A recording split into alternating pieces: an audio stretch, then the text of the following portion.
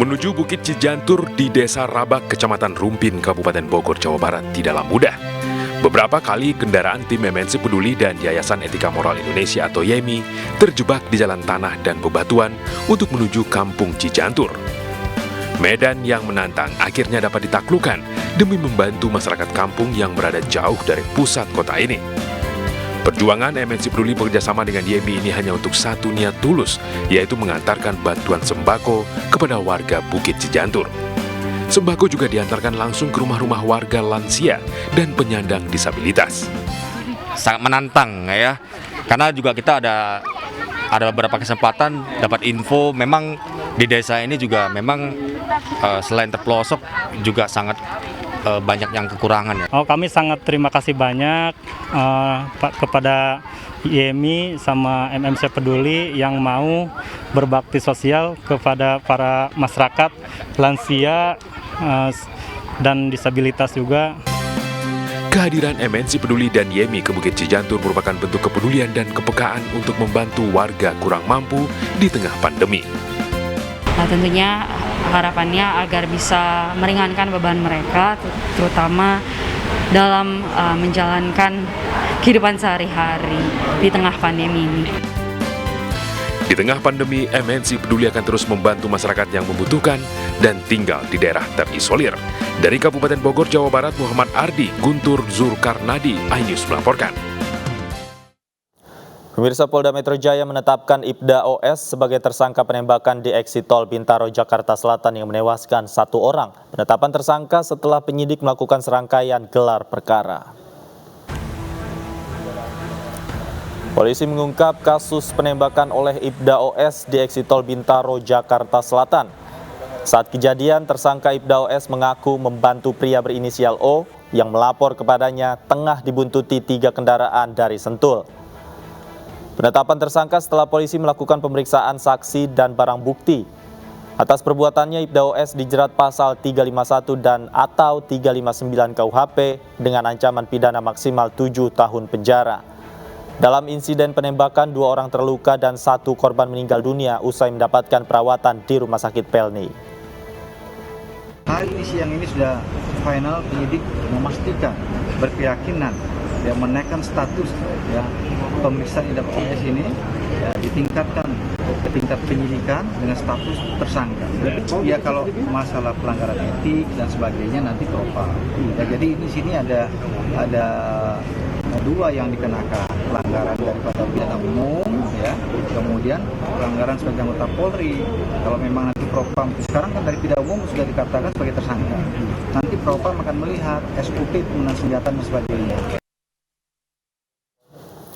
Lagi-lagi Transjakarta terlibat insiden kecelakaan. Seorang pria tewas tertabrak Transjakarta di kawasan Pasar Minggu, Jakarta Selatan kemarin malam. Seorang pria tewas di tempat usai tertabrak bus Transjakarta di Jalan Warung Jati Barat, Pasar Minggu, Jakarta Selatan, Senin malam. Polisi dibantu warga langsung mengevakuasi jenazah korban. Dia juga lebih tahu detail. Korban tertabrak Transjakarta yang melaju dari arah Ragunan menuju Mampang Perapatan saat hendak menyeberang. Kejadiannya kan ada seorang nyebrang untuk mengambil ATM, maka tertabrak busway, 2 kali kelindas, busway-nya ya bukan takut hati masa mungkin, jadi mereka melarikan diri. Jelas lah gitu ceritanya. Lantaran takut diamuk massa, sopir bus Transjakarta melarikan diri. Sementara jenazah korban dibawa ke RSCM untuk diotopsi. Dari Jakarta, Helmi Sajengbati, iNews melaporkan.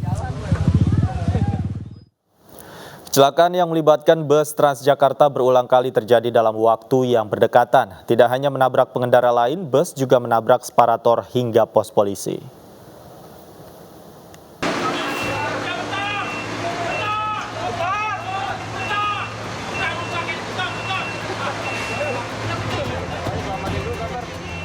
Bus Transjakarta rusak parah usai menghantam separator busway di Jalan Jenderal Sudirman, Jakarta Pusat 3 Desember lalu.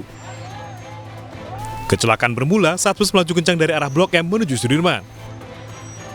Bus hilang kendali lalu oleng ke kiri hingga menghantam separator busway. Penumpang panik dan berhamburan keluar bus. Kecelakaan diduga akibat jatuhnya botol air mineral ke pedal gas hingga membuat pengemudi kehilangan kendali.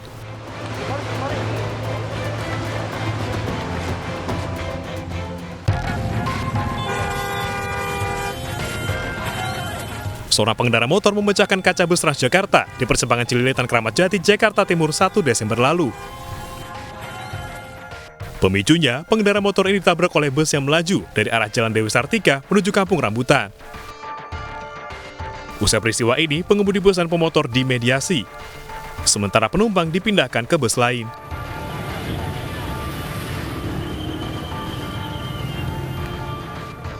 Masih di kawasan Cililitan, sehari berikutnya, bus Transjakarta juga menabrak pos polisi lalu lintas.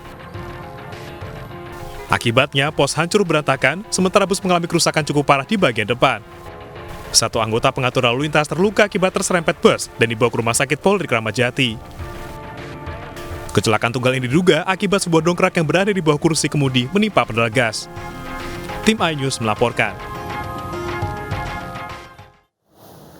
Video kejadian tak terduga saat seorang polantas tengah melaporkan lalu lintas di Sidrap, Sulawesi Selatan viral di media sosial. Tiba-tiba puluhan gas LPG 3 kg berjatuhan dari truk pengangkut saat melewati jalan yang berlubang.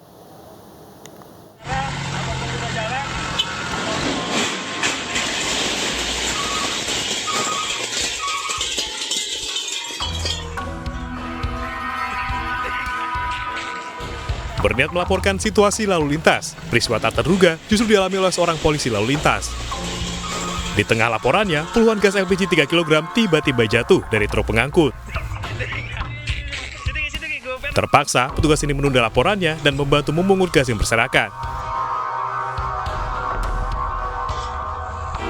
Momen viral ini terjadi di Jalan Poros Kabupaten Sidrap dan Kota Parepare, Sulawesi Selatan.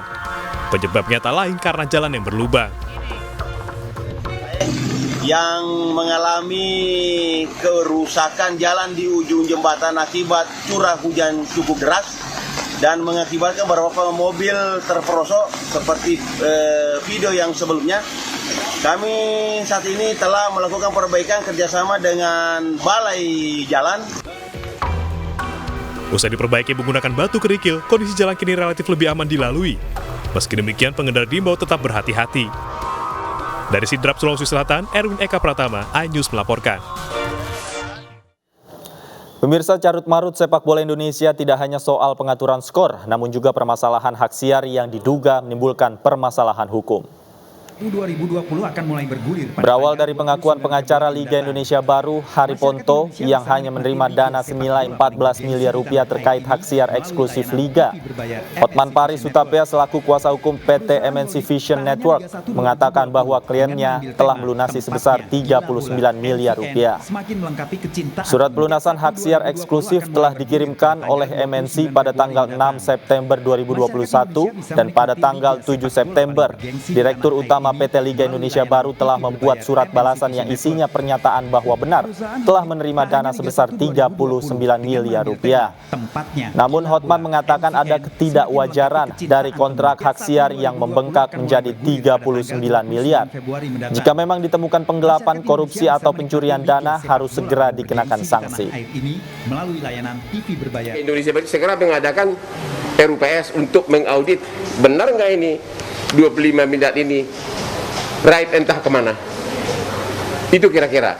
Belum lagi karena tiba-tiba kan semula kan PT MNC kan sebagai eksklusif untuk menyiarkan Liga Bola ini. Tiba-tiba ditunjuk lagi perusahaan lain untuk menyiarkan pertandingan bola ini. Berarti pasti ada lagi bayaran lagi. Nah, itu duitnya kemana lagi?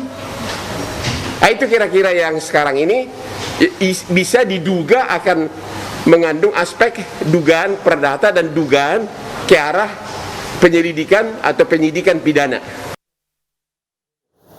Pemirsa, untuk mencegah penularan COVID-19 selalu pakai masker dan cepatlah vaksin. Masker terbukti menekan resiko penularan hingga 80%, vaksinasi meminimalisir resiko kematian hingga 73%. Untuk itu ayo pakai masker dan ayo cepat vaksin. Bukan begitu, Stefani? Betul sekali, masker dan vaksin adalah dua sejoli pasangan serasi masa pandemi menjaga kita tetap sehat dan bahagia. Usai sudah kebersamaan kita dalam ini sore hari ini, saya Stefani Patricia. Dan saya Davi Pratama pamit undur diri. Terima kasih atas kebersamaan Anda. Selamat sore dan sampai jumpa.